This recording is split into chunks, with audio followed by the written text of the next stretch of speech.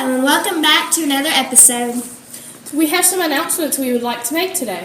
First, Book Fair family had a great turnout, and so did the entire Book Fair. Everyone got some more books. Also, Friday, March 3rd is Read Across America.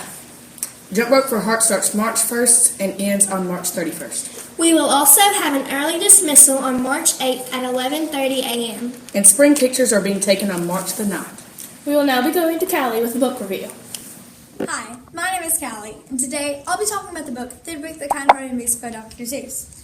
This week we'll be focusing on Dr. Seuss books because it's Read Across America. Alright then, now let's get on to the story. At Lake Winnebago, a group of moose are eating moose moss. As they're eating, a binglebug calls out to Thidwick and asks if he can ride on Thidwick's antlers. Thidwick gladly says yes to the bug. A little while later, a tree spider asks if he can ride too. The bug replies and says he can ride as well. Along the way, a zinnizy bird asks if he can hop on. The other creatures say that Thidwick wouldn't mind. The bird soon builds a nest out of Thidwick's hair.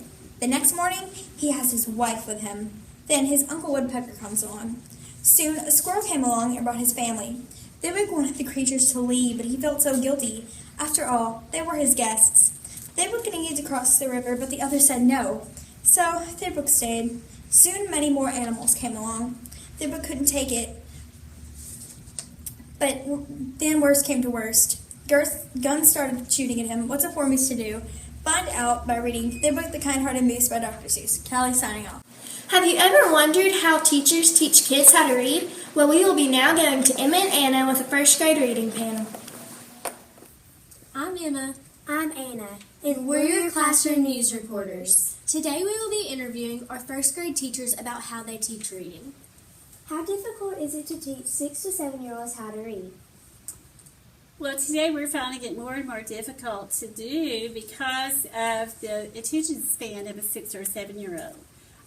We're seeing that they spend way too much time on technology at home, playing games on their phone or iPads or some kind of tablet, whatever. It's hard to compete with that as a teacher, just standing in front of them and lecturing them. So we have to use whatever technology we have available to us in our classroom, such as our overhead projectors, Hoover cams, or anything else that we could get our hands on. Like some of us have maybe 5 to 7 different devices like tablets or iPads, and we use those whenever we can, but it's just getting harder and harder to keep their attention just speaking to them. You almost have to use some sort of technology or you can't keep their attention. What is the average reading level for first grade students? Well, the reading level changes throughout the year. When they first come to us, they're just now learning how to blend words and start. So we usually start them and we want them at about 20 words a minute after the first 9 weeks. And then it moves on throughout the year. For instance, right now they're reading like 45 words. They've learned bigger words, 2-syllable words. And then towards the end of the year, the ultimate goal is for them to read 60 words per minute. It'll be on grade level, on first grade level, and they'll read that fluently and understand it and comprehend it. How much time do you take out of the day to teach reading? We allot 90 minutes per day to teach reading, but we really incorporate reading into every subject area the entire day. We read from the time we get to school to the time we leave. We incorporate it in the computer lab. We incorporate it as we walk through the halls, transitioning to one area to another. It's incorporated in music, and we also just try to incorporate it into math, using it not only reading directions, but stressing reading math facts, and that we read facts just like we read words within sentences. What is the most common way you teach reading? I think we all pretty much do the same method, but when the year first begins, we spend a lot of time on letter recognition, letter sounds, and blending. And then, of course, after Christmas, we move more into comprehension and understanding what they've read. And, of course, working on that reading fluency, which goes back to what Ms. Cole was talking about, getting them to that goal of reading a certain number of words per minute and understanding it. Is there anything else you would like to add? Well, we wanted to talk about some of the initiatives that we use to teach reading, and we use like magnetic boards with tiles to sound out our words, and we can use like reading cubes, like these are reading cubes that they connect that has the vowels and the consonants. We use games, reading games. We use like the plastic canvas, and they write on top of the plastic canvas to write the words, like spelling words, or we call them the red words. We use, for some of my students, using the rice, that they can trace the words on the rice, and we just use a lot of different initiatives to help them to learn to read. What else do we use? We use. I think one thing we do is we try to get their hands on as many books as we can during the year. They've got readers that they do. We have AR. We have big books. They do their library books. They have their weekly decodable books. So the volume of material that they can actually touch and read and get familiar with always increases reading in first grade. And we do a lot of choral reads, reading together, a lot of echo reads where we read, they read, just to help build up that reading fluency. This concludes our classroom news report. Thank you all so much for your time. See you next time on the Lions Roar. Who are you pulling for in the SEC tournament? Obviously, Kentucky. Roll Tide. Big Yeah. Blue Nation. RTR. Bruh. On that note, we will now be going to Chandler and Macy with sports. Go Big Blue. Welcome to the Lions Roar Sportscast. My name is Macy. And my name is Chandler, and we are ready to share more sports news with you. The first race of the NASCAR season, the Daytona 500, will occur February 25th in Daytona Beach, Florida. In NBA news, Kyle Korver became the 7th player in NBA history to hit 2,000 three-pointers on February 5th. He is accompanied by some greats, such as Paul Pierce, Ray Allen, Vince Carter, Jamal Crawford, Reggie Miller, and Jason Terry. Also, Taylor Lawson from Brooks came in third at the state indoor high jump when he jumped 5 feet 10 inches. We would also like to congratulate him on a great season and hope they have an even better season in the spring. Anyways, softball started February 23rd, but unfortunately, Brooks lost to Lauderdale County High School. In college basketball news, the SEC tournament will happen March 8th through the 12th in Nashville, Tennessee. Well, that wraps it up for today. Stay tuned for more of The Lions Roar. Can I please borrow some money for the snack room? I'm hungry. I'll give you some in a minute. But first, we will now be going to Caleb and Ariana with an interview with Miss Harris on healthy foods. Welcome back to Lions Roar Food Critics. I'm Caleb. I'm Mariana. We will be asking Miss Harris some questions. You might be familiar with Miss Harris. She is our snack room cashier. Now that we have introduced Miss Harris, let's ask some questions. How long have you been doing this job? This is my first year. First year? Yeah. Is it very difficult? Some days. There's a lot of kids that come in here some days, and they can get kind of wild. Which food or drink sells the most? Oh gosh, probably the Powerades sell the most, and I would say the Doritos.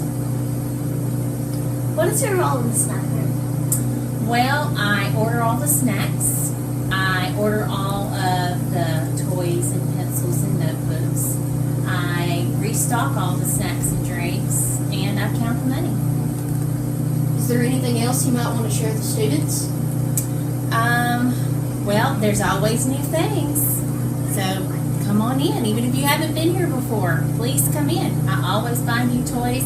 We move things around. You never know what you might find in the snack room.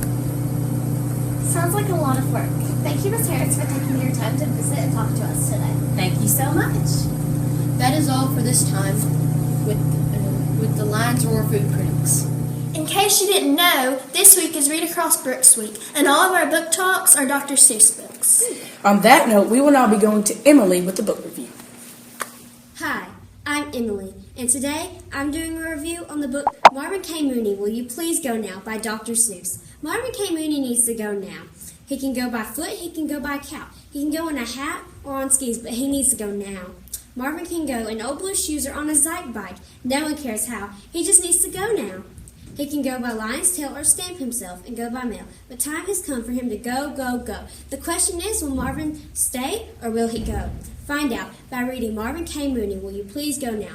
Happy Read Across America Week. See you next time. Bye. It's so beautiful outside. I just wish I could go outside right now. Get ready for some wind. On that note, we will now be going to Jake with the current weather.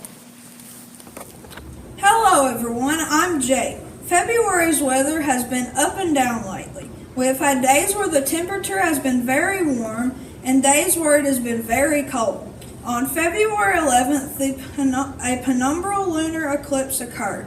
We have also had a full moon during that eclipse. The next eclipse will be a total solar eclipse, and it will occur on August 21st, 2017. As I said, our weather has been very crazy lately. This week, at night, it will be in the 40s, and during the day, it will probably be in the 60s. That's all for this report. Now back for more news. As we said earlier, our book fair is a tremendous success. On that note, we will now be going to Rose and Araya with an interview with Miss May and some kids about the book fair.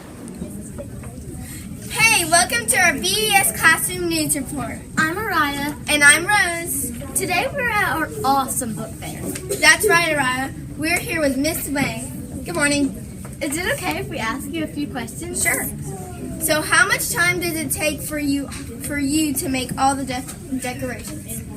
That's a good question.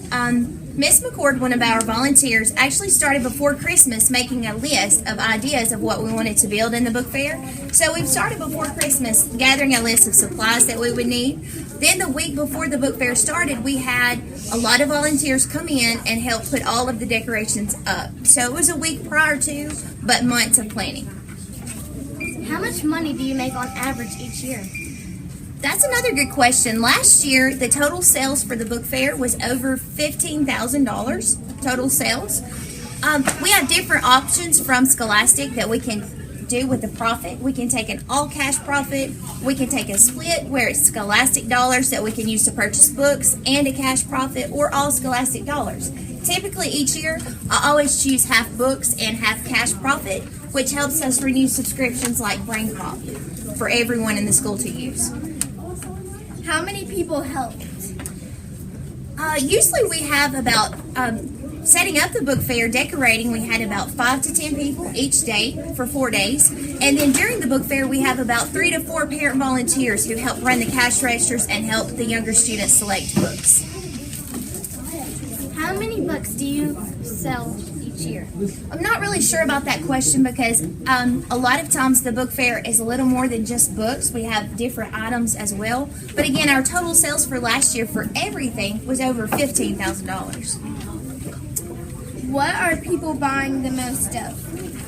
For K through 3, we have had to reorder this book, Ninja on the Farm. And for some older students, grades 3 through 6, this has been a hot item, Bailey's Story. Do you mind showing us around? I think that would be a great idea. Let's go.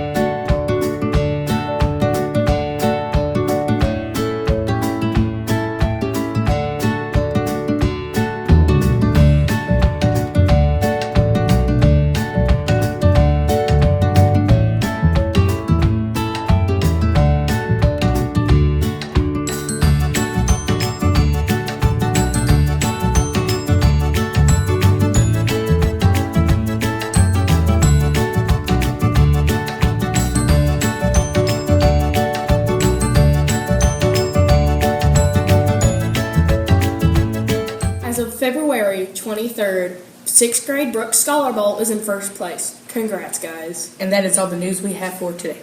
We would like to thank you all for watching this episode. We'll see you next time on The Lions Roar.